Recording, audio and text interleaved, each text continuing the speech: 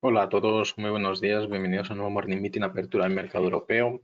Hoy es martes 2 de junio y como siempre antes de empezar confirmarme por favor que me escucháis correctamente y que en vuestras pantallas tenéis el disclaimer sobre los CFDs, por favor.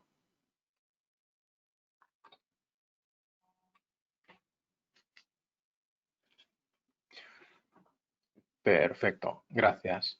Venga, pues sin más dilación nos vamos directamente a la plataforma para observar en primer lugar el mercado de divisas, donde en nuestro mapa de calor particular podemos observar ciertos extremos. Tenemos por un lado al dólar australiano y a la libra esterlina. La primera, es decir, el australiano, es porque el Banco de Australia ha mantenido los tipos de interés sin cambios. Eso, bueno, pues aunque ha habido una fluctuación que la ha dejado más o menos sin movimiento claro a principios de la apertura de mercado, parece ser que la tendencia es que esta divisa hoy se revalorice precisamente por ese motivo, porque la decisión de mantener tipos suele ser una decisión de fortaleza de la economía y en este caso del Banco Central que lo respalda.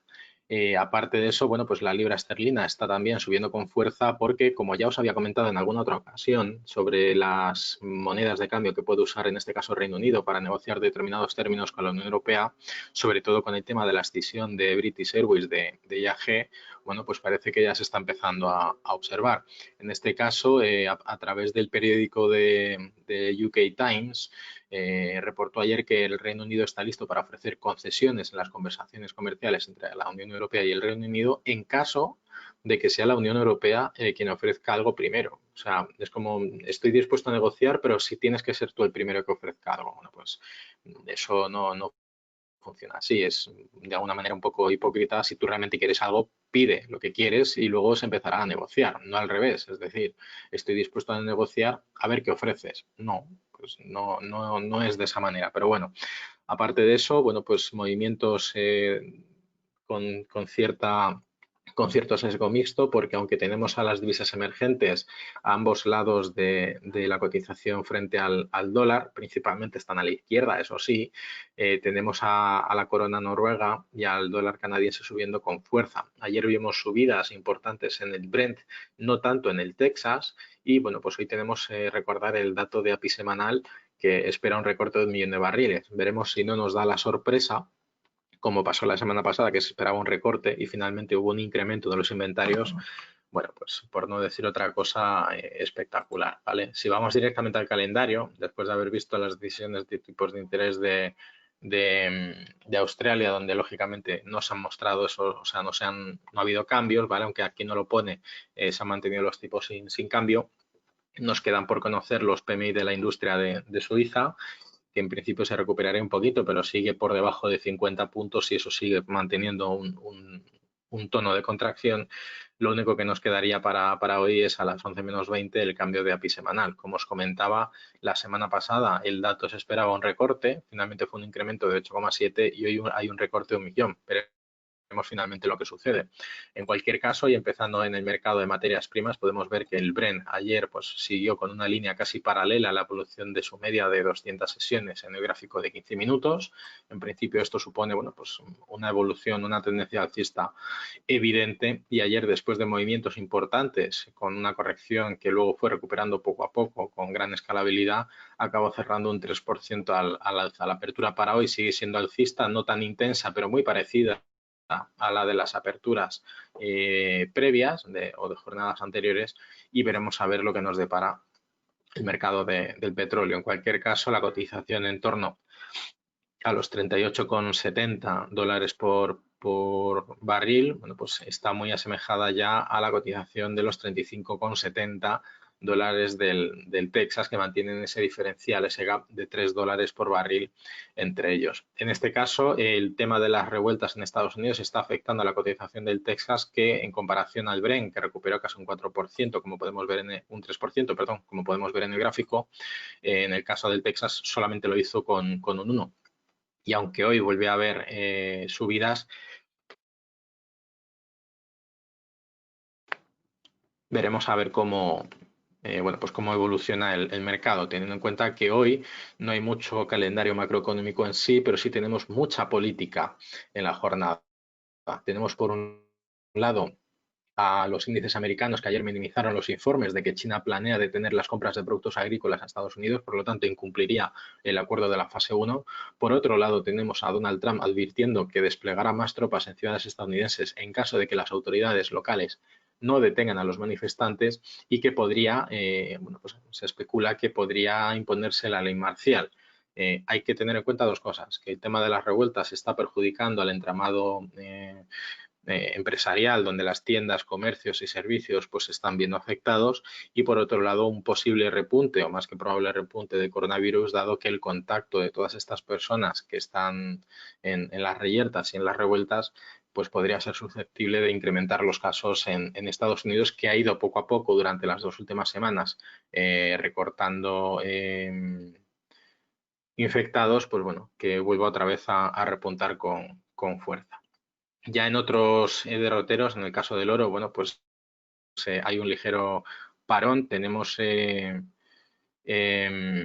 bueno, pues la cotización en torno a esos 1.735 dólares por onza, en el punto medio o ligeramente por encima del rango medio del canal alcista que viene dibujando. No sé en este caso si volverá a atacar los máximos dentro del rango o si se desinflará un poco. Mientras tanto, como ayer vimos también en el seminario, los metales industriales en principio tienen un fuerte potencial de revalorización. El primero en el que lo vimos, porque tiene un sesgo mixto entre industrial y metal precioso. En el caso de la plata, pues vemos cómo su evolución ha sido tremendamente fuerte, porque iba muy descompensada con la evolución que venía dibujando el oro. Y bueno, pues veremos poco a poco cómo evolucionan. En el caso de la plata, toca la resistencia del rango lateral en torno a esos 18,20 dólares por onza, y veremos poco a poco cómo evoluciona. Hoy, como tenemos poco a poco, no sé si lo habéis visto, en el mercado americano ayer los índices acabaron en positivo después de haber estado cotizando en rojo durante algún momento. Hoy tenemos una ligera apertura aparentemente en verde, pero la caída de la volatilidad es el dato quizá más esclarecedor. Esto quizá podría ir evolucionando poco a poco a lo largo de la sesión, mientras que Asia-Pacífico pues ha mostrado una evolución positiva. Parece ser que las amenazas de China de dejar de comprar productos agrícolas a Estados Unidos, bueno, pues está generando cierta fuerza de compra en el mercado asiático, mientras que ya en Europa, que empezamos con un signo mixto muy fuerte, parece que poco a poco se caracteriza por la generalidad en verde, y siendo el DAX en este caso el índice que menos está revalorizando, en este caso que está recortando un poco. El índice ruso podría estar descontando un poco la evolución que podría tener hoy el petróleo a lo largo de la jornada, que muy probablemente se mantenga sin muchos cambios hasta que a las 11 menos 20 se conozca el dato semanal de API. Bien, en renta fija, en los bonos, en el caso del bono americano, en el bono, el T-Note, ¿vale? Tenemos ahí cómo la evolución sigue en ese rango lateral, prácticamente, bueno, pues línea plana, como si fuera un encefalograma plano, mientras que en el Bund, bueno, pues después de haber tocado la resistencia en esos niveles de 172,40 aproximadamente, pues cada vez va reduciendo su rango de cotización, por lo que, a no ser que haya algo que lo cambie, podríamos llegar a observar algún tipo de ruptura fuerte, o bien por arriba o bien por abajo. Como ahora mismo hay muchas incertidumbres en el mercado, pues es muy difícil de discernir. Y en el caso del VIX, pues es exactamente igual. Después de haber entrado en una curva descendente, parece que ahora está a nivel tangencial en torno a esos 30 a 29 puntos porcentuales. Veremos poco a poco lo que pasa.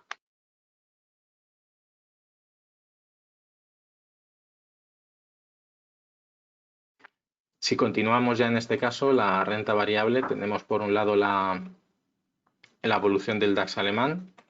Vamos a empezar por ahí para que la tengamos todos con el mismo programa como hacemos siempre. Ayer fue una muy buena sesión para el DAX alemán, que rompió la resistencia de los 11.800 puntos, que bueno, pues poco a poco va rompiendo resistencias. Hoy, aunque ha abierto ligeramente por debajo, está cotizando en verde la vela, pero sigue estando por debajo del cierre de ayer.